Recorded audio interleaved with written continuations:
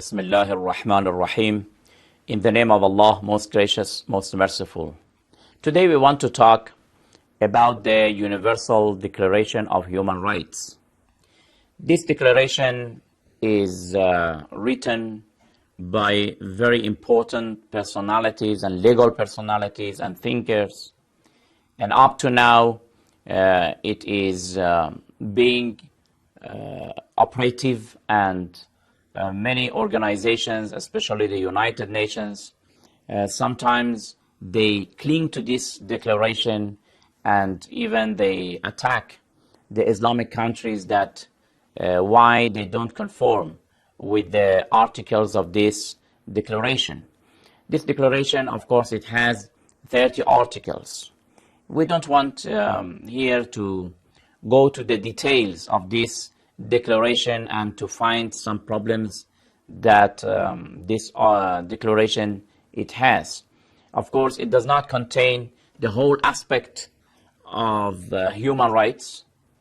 When we look at the teachings of Islam, we find that these teachings regarding the rights of human beings, they are very comprehensive, and Islam has paid attention to all aspects of the life of the people, physically and spiritually, materially and spiritually.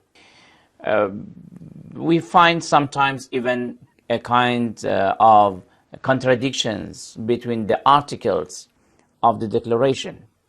But if we have a look to the verses of the Holy Quran, the divine book, the book which contains God's words, you will not find any contradiction in it. Although it is revealed to the Holy Prophet of Islam through within 23 years, but still will not find any contradiction. This is something that the Holy Quran also emphasizes. In chapter, in the Holy Quran, we read, أَفَلَا يَتَدَبَّرُونَ الْقُرْآنَ وَلَوْ كَانَ مِنْ عِنْدِ غَيْرِ اللَّهِ لَوَجَدُوا فِيهِ اخْتِلَافًا كَثِيرًا. Do they not ponder about the Quran? Had it been from other than Allah, surely they would have found therein too many contradictions.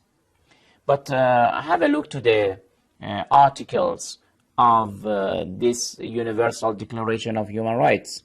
Article 3, for example, it says, everyone has the right to life, liberty, and security of person. 3 rights is being mentioned here: the right to life, the right to liberty, and the right of security.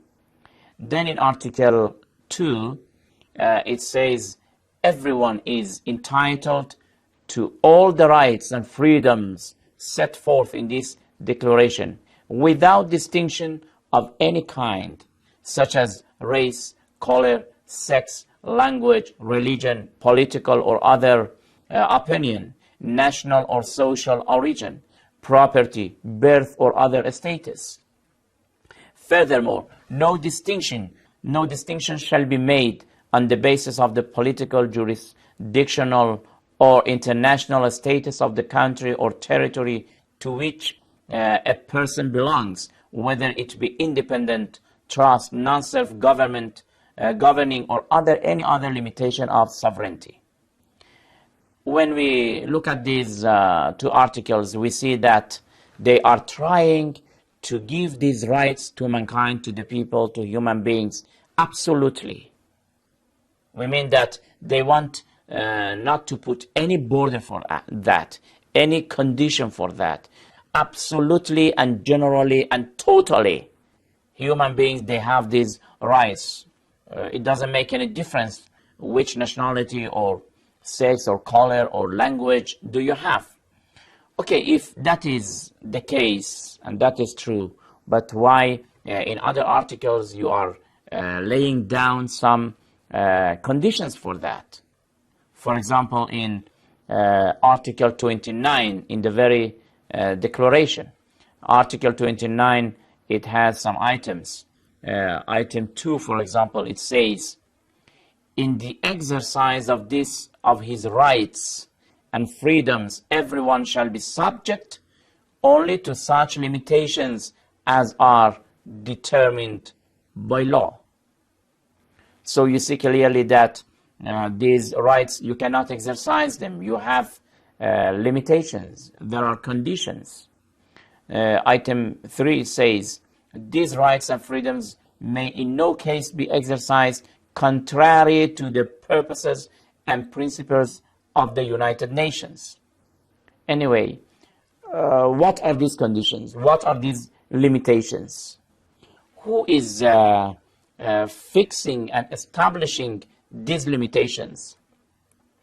If you leave it to the countries and to the assemblies of the countries, what will be the criteria for that? Then it will vary from a country to another. Freedom may mean in a country different from the same word in another country. The cultures are different. The understandings, a lot of other factors here will interfere to justify. If we want to put some limitations and conditions, and we believe that there must be conditions. From the Islamic point of view, none of these rights are absolute. None of these rights. All these rights, they have frameworks.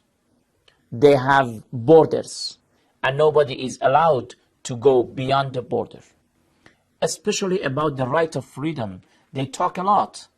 The Western countries especially, or the so-called developed countries, they talk a lot about the freedom. And they attack Islamic countries that in their countries, in their societies, there is no freedom. But what do you mean by the right of freedom?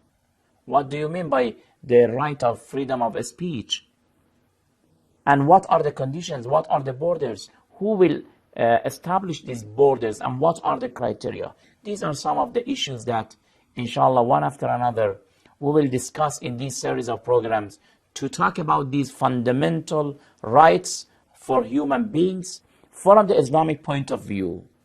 We are trying to give the opinion of Islam regarding these basic and fundamental rights. And we will begin, inshallah, with the right of freedom. So please keep watching these programs. Until then, thank you very much. Wassalamu alaikum wa rahmatullahi wa barakatuh.